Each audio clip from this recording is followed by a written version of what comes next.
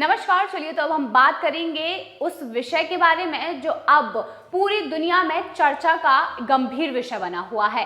भारत की ताकत को नजरअंदाज करना मालदीव के राष्ट्रपति मोहम्मद मोइज़ू पर भारी पड़ सकता है।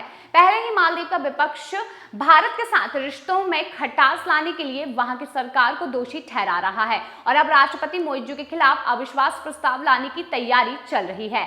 मालदीव के राष्ट्रपति मोहम्मद मोइज़ू को हटाने की पहल वहां के संसदीय अल्पसंख्यक नेता अली अजीम ने की है। उन्होंने मालदीव के नेताओं से मोइज़ू को कुर्सी से बेदखल करने में मदद करने की भी गुजारिश की है। अली अजीम ने कहा है कि हमारी मालदीवियन डेमोक्रेटिक पार्टी मालदीव की विदेश नीति में स्थिरता बनाए रखने के लिए प्रतिबद्ध है। हम किसी भी पड़ोसी देश को विदेश नीति से अलग अलग नहीं करने देंगे। वहीं उन्होंने अपनी पार्टी के शीर्ष नेताओं से पूछा कि क्या वे राष्ट्रपति मोइज़ू के खिलाफ अविश्वास प्रस्ताव लाने के लिए तैयार हैं।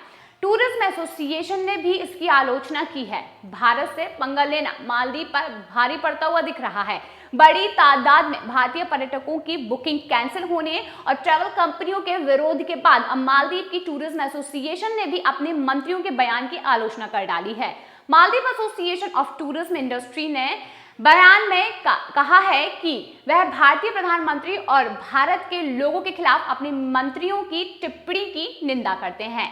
जब भी मालदीव संकट में आया है तब भारत ने ही मदद की है। जी हां, मालदीव टूरिज्म एसोसिएशन ने आगे कहा है कि भारत हमारा निकटतम पड़ोसी और सहयोगी है। इतिहास में जब भी हमारा देश संकट से घिरा है तो सबसे पहले भारत की तरफ से ही प्रतिक्रिया आई है। सरकार के साथ साथ हम भारत के लोगों के भी आभारी हैं कि उन्होंने हमारे साथ इतने घनिष्ठ संबंध बनाए हैं। मालदीव के टूरिज्म क्षेत्र में भी भारत लगातार अहम भूमिका अदा करता आया है। कोविड-19 के बाद इससे हमारे टूरिज्म सेक्टर को उभरने में बड़ी मदद मिली है। मालदीव के लिए भारत शीर्ष हजारों में से एक है। वहीं भारत से माफी मांगना चाहिए मालदीव सरकार को, ये भी ज्यादा वायरल हो रहा है।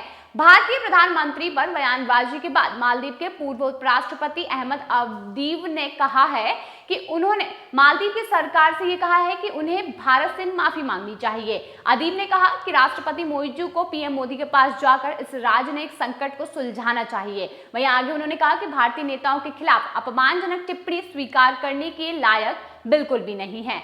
चलिए तो हम बात करेंगे कि कैसे इन संबंधों के बीच में खटास आई है।